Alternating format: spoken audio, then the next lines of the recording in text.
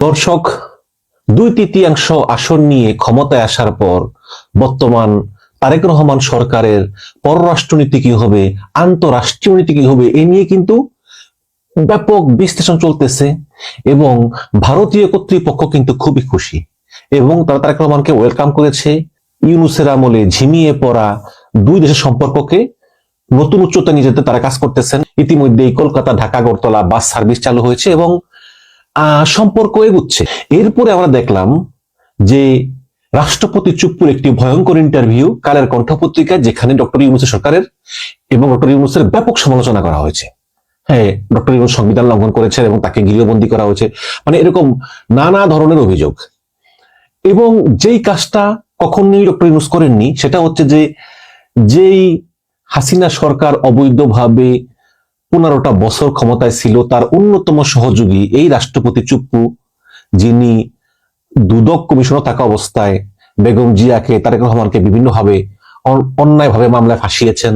এমনকি তিনি বেগম জিয়াউর রহমানের বিরুদ্ধে নিষেধাজ্ঞা করেছেন এবং নানাভাবে শেখ হাসিনাকে ক্ষমতা থাকতে সহায়তা করেছেন। এমনকি 111 সরকারের সময় শেখ হাসিনার বিরুদ্ধে যে সকল দুর্নীতির মামলা ছিল সেই সব মামলা তিনি প্রত্যাহার করে নিয়েছিলেন। আপনারা এও জানেন যে ডক্টর ইউনূস যে কদিন ক্ষমতায় ছিলেন তিনি চুপ্পুর সঙ্গে কোথাও যাননি, কিন্তু সেই রীতি ভঙ্গ করেছেন তারেক রহমান। তিনি আজকে রাষ্ট্রপতি চুপ্পুকে নিয়ে বনানী সামরিক কবরস্থানে পিলখানায় নিহত সামরিক অফিসার এবং শহীদদের প্রতি শ্রদ্ধা জানান। তাহলে প্রশ্ন হচ্ছে যে তারেক রহমান কি সেই রাষ্ট্রপতি চুপ্পুকেই তার পুরো মেয়াদ শেষ করতে দিবেন? এবং যদি দিবেনই তাহলে কার ইঙ্গিতে দিবেন, কার নির্দেশে দিবেন? কি চায় তারেক রহমান সরকার? এবং এর ভিতরে নতুন খবর যে এই জুলাই আন্দোলনে যে পুলিশ হত্যা হয়েছে, আওয়ামী লীগ দাবি করে 3,000-3,500 পুলিশ মারা গেছে, কিন্তু ইউনূস সরকার দাবি করতেছে যে পুলিশ মারা গেছে মাত্র 43 জন। এবং এই 43 জন পুলিশই হোক বা বেশি হোক বা কমই হোক, এইসব পুলিশরা যে ছাত্র জনতার আক্রোশের শিকার হয়ে মারা গিয়েছে এটা তো কোনো সন্দেহ নাই, তাই না?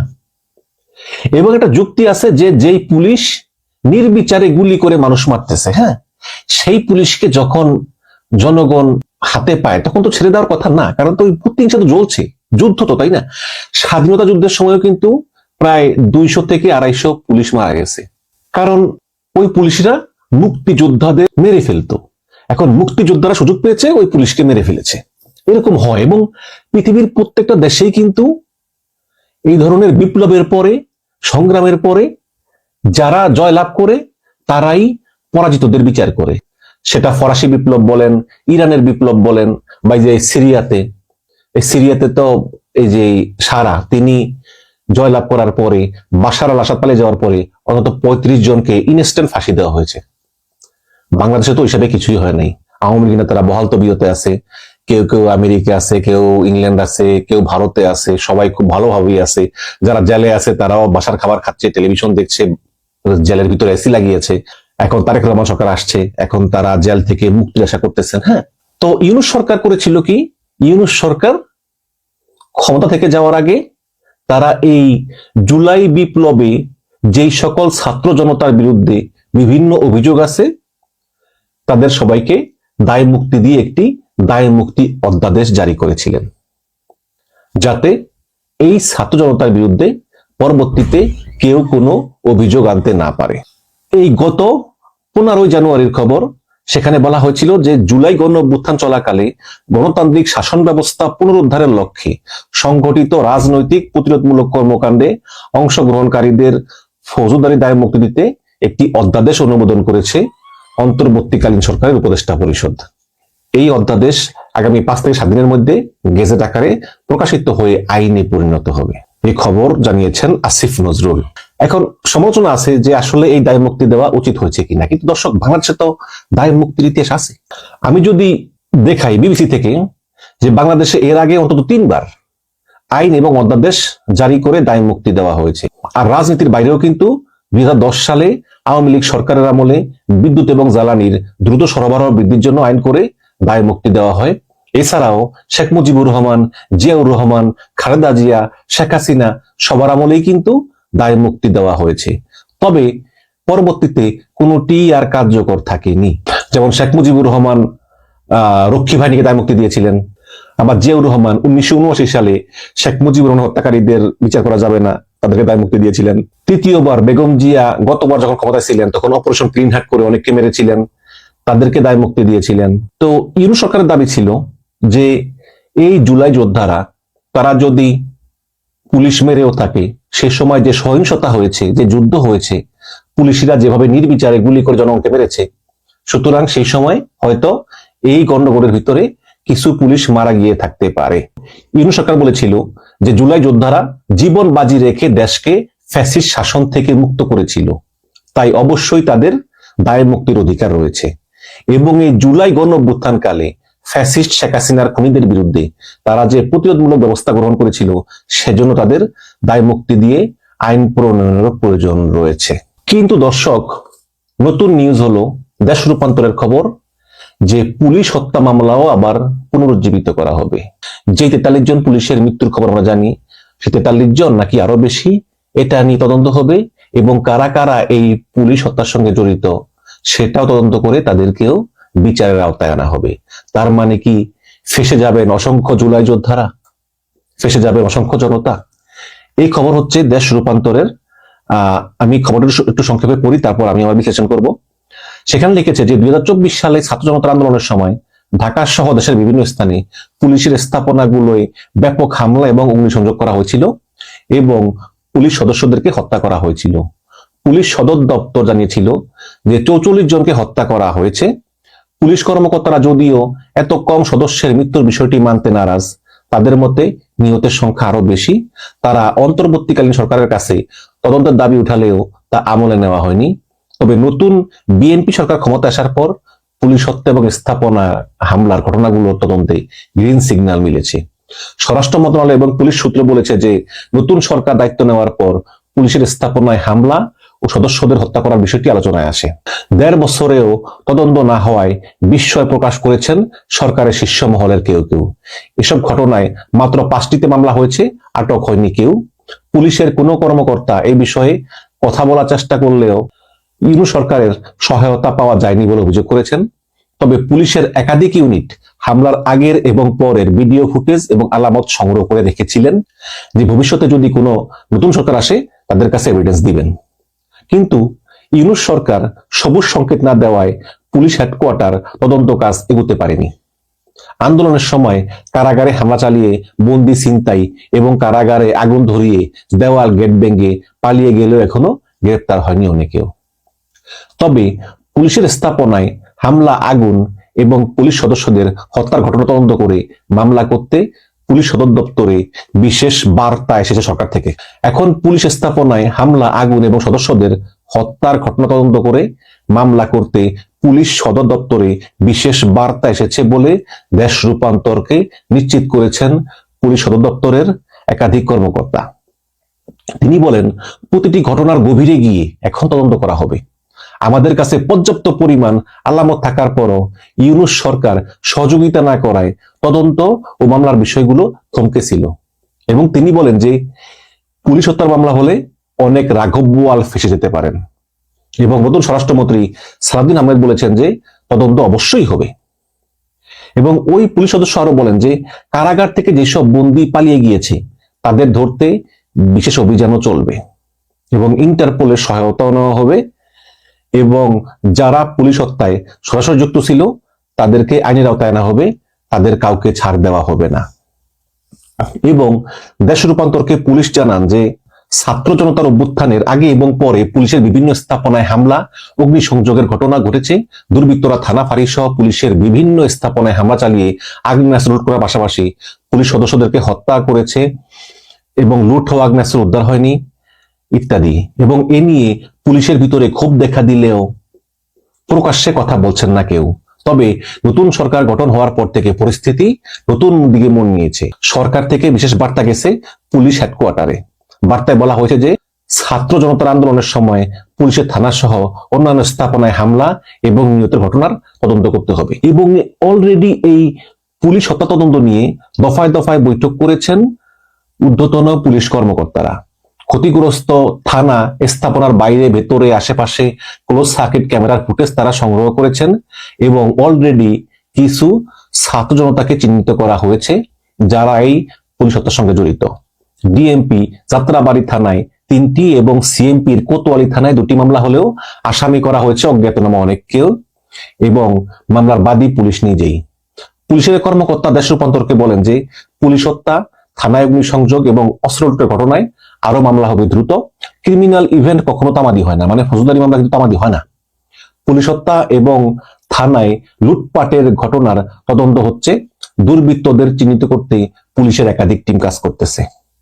থানায় ট্রাফিক অফিস এবং বক্সে হামলা চালিয়ে এসি, কম্পিউটার, চেয়ার টেবিল লুট করা হয়, অনেক স্থাপনায় আগুন ধরিয়ে দেওয়া হয়, গুরুত্বপূর্ণ আলামত নষ্ট করা হয়, লুট করা হয় পুলিশের আগ্নেয়াস্ত্র।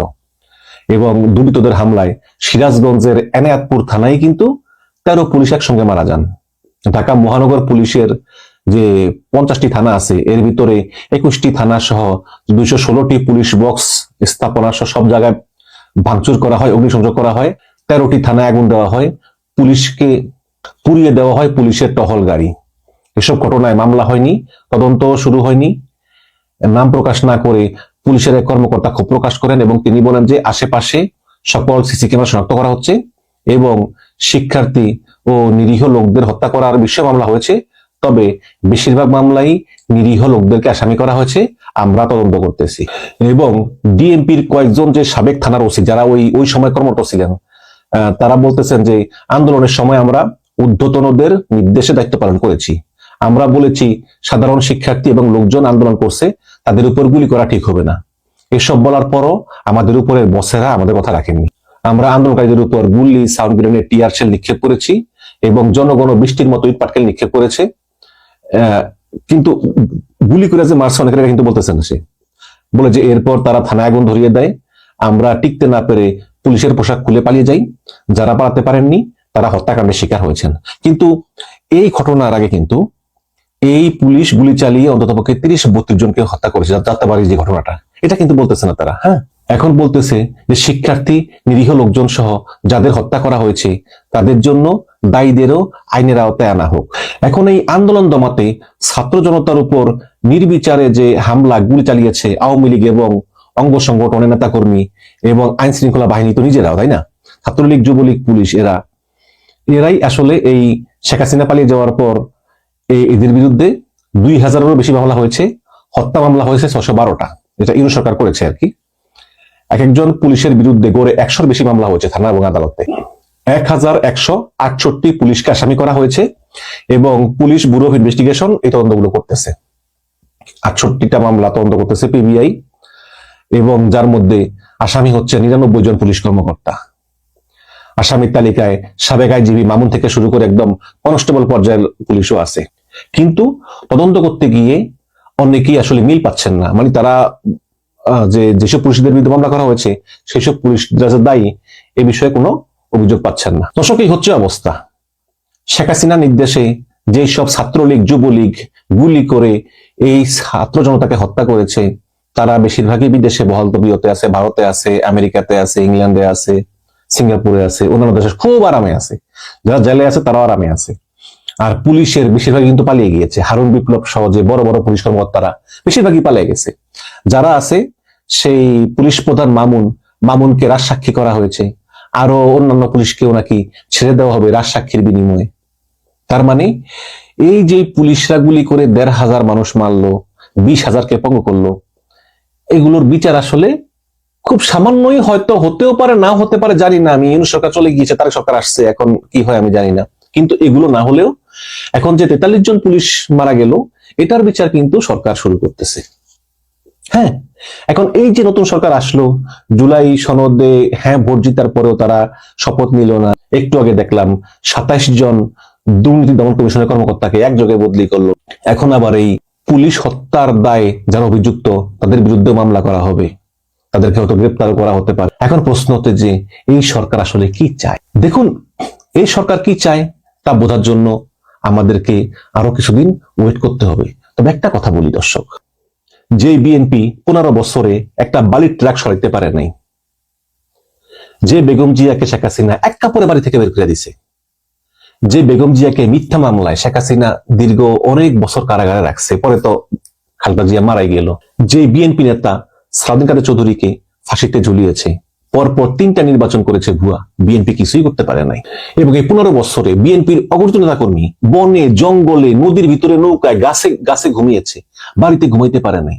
অসংখ্য নেতাকর্মী হত্যা শিকার হয়েছে এই হাসিনার 15 বছরে। অসংখ্য বিএনপির হাজার হাজার নেতাকর্মী তারা হত্যা শিকার হয়েছে। শেষমেশ জুলাই এলো এবং এই জুলাই শেখ হাসিনার শাসন ব্যবস্থাকে ভেঙে চুরে শেষ করে শেখ হাসিনাকে বিদায় করে দিল। তারপর ইউনূস সরকার এলো, নির্বাচন হলো, 17 বছর পর বিদেশ থেকে দেশে এসে তারেক রহমান প্রধানমন্ত্রী হয়ে গেলেন। আর বিএনপির যেসব নেতাকর্মীরা বনে জঙ্গলে ঘুমাতো, হত্যার শিকার হয়েছিল, মামলায় কারাগারে ছিল, সবাই মুক্ত হয়ে চাঁদাবাজি শুরু করে দিল, দুর্নীতি শুরু করে দিল। আর যেই জুলাইয়ের দয়ায় বিএনপি ক্ষমতা পেল, এখন সেই জুলাইকেই পদে পদে বিএনপি পোড়াচ্ছে বলেই আমার মনে হচ্ছে।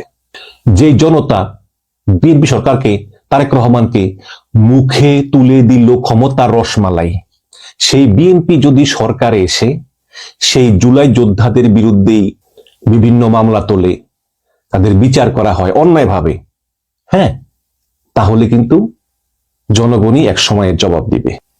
আসসালামু আলাইকুম। বিএনপি সরকার ক্ষমতায় আসার পর যেই রিপোর্টটার জন্য, যে নিউজটার জন্য খুব আগ্রহ নিয়ে অপেক্ষা করছিলাম এবং খুব দেখার অপেক্ষায় ছিলাম যে এই ইস্যুটাতে বিএনপি সরকার কি করে, সেই নিউজটা আমার সামনে এখন। আমি আপনাদেরকে গত 1 সপ্তাহ আগে একটা আলোচনায় বলেছিলাম যে বিএনপি সরকার যদি বাংলাদেশের পুলিশ প্রশাসনকে 100% কন্ট্রোলে রাখতে হয় এবং সত্যিকারের ন্যায়ের শাসন প্রতিষ্ঠা করতে হয়, তাহলে 2024-এর জুলাই আগস্টে, বিশেষ করে আগস্টে এবং আগস্টের 5 তারিখে শেখ হাসিনা চলে যাওয়ার পরে যে পুলিশ হত্যাকাণ্ডের ঘটনাগুলো ঘটেছে, নির্মম নৃশংস পুলিশ হত্যাকাণ্ডের ঘটনা ঘটেছে, সেগুলোকে বিচারের আওতায় আনতে হবে। ওই ঢালাও ভাবে এক বিশেষণ দিতে আমার এখন কষ্ট হয়, কোন বিশেষণ দিব? ইউনূস যেভাবে দায় মুক্তির দুঃস্বপ্ন দেখিয়ে গেছে বাংলাদেশকে, দায় মুক্তি দিয়ে ইতিহাসের জঘন্যতম সেরা অপরাধীদের সবাইকে ঢালাও ছাড় দিয়ে দিবে, সেই পথে যদি বিএনপি হাঁটে তাহলে বিএনপি ভুল করবে। সেই ভুল বিএনপি করছে না, ভুলের মাসুলও বিএনপি দিতে হবে না, অন্তত পক্ষে এখন পর্যন্ত রিপোর্টটা ঠিক। আমার আশা ছিল আরো দ্রুত এই ব্যাপারে বিএনপি সিদ্ধান্ত নেবে। বিএনপি কিছুই যায় আসে না, একটা অন্যায়কে শাস্তির আওতায় আনলে কখনোই বিএনপির লাভ দিনে লস হওয়ার কথা না, কখনোই। এটা তার প্রতিপক্ষ লাভবান হয়ে যাবে, শেখ হাসিনা লাভবান হয়ে যাবে, আওয়ামী লীগ লাভবান হয়ে যাবে, বাংলাদেশ বিরোধী শক্তি লাভবান হয়ে যাবে, তেমন ভাবার কোনো সুযোগ নেই। বরঞ্চ বাংলাদেশের পক্ষে কথা বলতে হলে বাংলাদেশের পুলিশ বাহিনীর উপরের ইতিহাসের, বাংলাদেশের ইতিহাসের স্বাধীনতা পরবর্তী যে ভয়ঙ্কর ডিজাস্টারটি গেছে তার বিচার অবিসম্ভাবী। সেই রিপোর্টই আমার সামনে। 2024-এ গণ অভ্যুত্থানের সময় ঢাকা সহ দেশের বিভিন্ন স্থানে সহিংসতায় অনেক ছাত্র সাধারণ মানুষ হতাহত হওয়ার পাশাপাশি পুলিশের স্থাপনাগুলোর ব্যাপক হামলা, অগ্নিসংযোগ ও পুলিশ সদস্যদের হত্যার ঘটনা ঘটেছিল। সেসব ঘটনা নিয়ে তদন্ত হতে পারে। ঢাকা থেকে প্রকাশিত কয়েকটি সংবাদপত্রে নিয়ে খবর রয়েছে। এছাড়া জনপ্রশাসনের ব্যাপক পরিবর্তনের খবর রয়েছে। আজকে জনপ্রশাসনের খবরের দিকে আমি পরের নজর দিচ্ছি, কিন্তু পুলিশ হত্যার তদন্ত হবে এই শিরোনামে দৈনিক দেশ রূপান্তর একটি খবর প্রকাশ করেছে এবং সেই খবরটি বিবিসি তার প্রতিদিনকার বাংলাদেশের পত্রপত্রিকার খবর থেকে যে খবর নেয় সেখানে তুলে ধরেছে। আমি আপনাদেরকে মনে করে দিই, শ্রীলঙ্কায় একইভাবে জেএনজির আন্দোলন হয়েছে, সরকার পতন হয়েছে। একইভাবে বাংলাদেশের মতন, বাংলাদেশের ভেতরে যেরকম আগস্ট ঘিরে অবৈধ অস্ত্র ব্যবহার হয়েছে, স্নাইপার রাইফেল ব্যবহার হয়েছে, শ্রীলঙ্কাও তাই হয়েছে। শ্রীলঙ্কায় এই অল্প সময়ের মধ্যে তাদেরকে সাজার মুখোমুখি করা হয়েছে। Why not Bangladesh?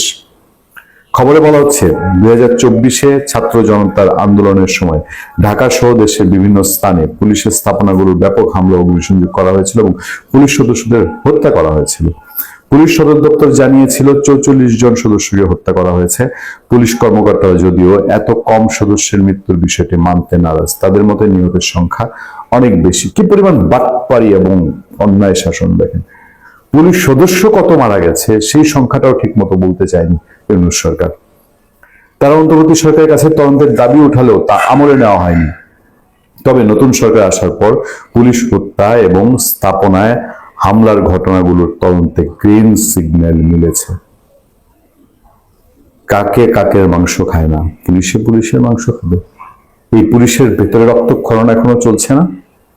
স্বরাষ্ট্র মন্ত্রণালয়ের পুলিশ সূত্র বলেছে, নতুন সরকার দায়িত্ব নেওয়ার পর পুলিশের স্থাপনা হামলা ও সদস্যদের হত্যা করার বিষয়টি আলোচনায় আসে। এই জন্যই বোধহয় এখন জেনজিরা ওই সমন্বয়ক নামদানি, ওই যে হবিগঞ্জের মাহাদি পালিয়ে যেতে বসেছিল দিল্লি হয়ে পর্তুগালে, দেড় বছরেও তদন্ত না হয় বিস্ময় প্রকাশ করেছে সরকারের শীর্ষ মহলের কেউ কেউ। এসব ঘটনার মাত্র 5টিতে মামলা হয়েছে, আটক হয়নি কেউ। দেখেন, বাংলাদেশে এত সংখ্যক পুলিশ মেরে ফেলা হয়েছে, 5টা মামলা হয়েছে, কিন্তু কেউ আটক হলো না। কত আটক করেছে, জেলখানা ভরে ফেলেছে ইউনিট সরকার, কিন্তু পুলিশ হত্যাকারী কাউকে গ্রেফতার করলো না। পুলিশের কোনো কোনো কর্মকর্তা এ বিষয়ে কথা বলার চেষ্টা করলেও সরকারের সহায়তা পাওয়া যায়নি বলে অভিযোগ। তবে পুলিশের একাধিক ইউনিট হামলার আগেও পরের ভিডিও ফুটেজ এবং আলামত সংগ্রহ রেখেছে। অন্তর্বর্তী সরকার সংকেত না দেওয়ায় পুলিশ সদর দপ্তর তদন্তের কাজ এগোতে পারেনি। আমাদের পাওয়া তথ্য অনুযায়ী, বিশ্বস্ত সূত্রের তথ্য অনুযায়ী, প্রতিটা পুলিশের হত্যার এবং হামলার পুঙ্খানুপুঙ্খ ফুটেজ শুধু পুলিশের এক জায়গায় না, একাধিক জায়গায় পুলিশের কাছে সেগুলো সংরক্ষিত রয়েছে। এবং সেই সংরক্ষিত ভিডিও ফুটেজগুলো কথা বলে। কি কথা বলে যারা আমরা টুকটাক দেখেছি তারা আমরা জানি। এমন কথা বলে সারা জাতির বিবেক নাড়িয়ে দিবে, সারা পৃথিবীর মনুষ্যত্বের বিবেক নাড়িয়ে দিবে। কি ভলকার তুর্ক রিপোর্ট করে গেছে, সে ভলকার তুর্কি তুলে ধরেছে কিভাবে পুলিশের উপরে কি নৃশংসতা হয়েছে, তুলে নি। একচাটিয়া এক পেশের প্রতিবেদন, একটা প্রতিবেদন নিশ্চয়ই আসবে। হ্যাঁ, অবশ্যই শেখ হাসিনা সরকার, শেখ হাসিনা পুলিশ ছাত্র জনতার উপর যে গুলি করেছে বা গুলির ঘটনা ঘটেছে, সেগুলো যেমন তদন্তের মধ্যে আসা উচিত, আসবে। এবং পুলিশের উপর যা যা হয়েছে তার কোনোটাই বিলা চ্যালেঞ্জে যাবে বলে অন্তত এই স্বাধীন বাংলাদেশে এটা হওয়ার না, একটা সভ্য সমাজে এটা হওয়ার না, তারই বোধ হয় লক্ষণ হচ্ছে এই রিপোর্টটা। এবং সামনের দিনের সে অপরাজনীতি, মব রাজনীতি, প্রতিহিংসা রাজনীতি। আমি একটা ফটো কার্ড দেখেছি, আমার কাছে খুব অবাক লেগেছে। সে সময় তরুণদের সহিংস করে দেওয়ার জন্য, উচ্ছৃঙ্খল করে দেওয়ার জন্য বলা হচ্ছে নাকি ভয়ঙ্কর কোন একটা ড্রাগও ব্যবহার করা হয়েছিল। সেই সব কি শুধু নৃশংসতা চালানোর জন্য, পুলিশের উপরে নৃশংসতা চালানোর জন্য? এসব বিষয় সামনে নিশ্চয়ই তদন্তে উঠে আসবে। আজকে 20 বছর পরে, যদি প্রায় 20 বছর পরে, 2 দশক পরে যদি বিজিআর বিদ্রোহের নতুন করে তদন্ত হতে পারে, পিলখানা হত্যাকাণ্ডের তদন্ত হতে পারে, বাংলাদেশ আরো অন্যান্য হত্যাকাণ্ডের তদন্ত হতে পারে, বাংলাদেশে বঙ্গবন্ধু শেখ মুজিবুর রহমান হত্যার তদন্ত হতে পারে, তাহলে কেন নয় যে পুলিশ হত্যাকাণ্ডে বিচারের মানে নিভৃতে কাঁদবে? কেন কাঁদবে?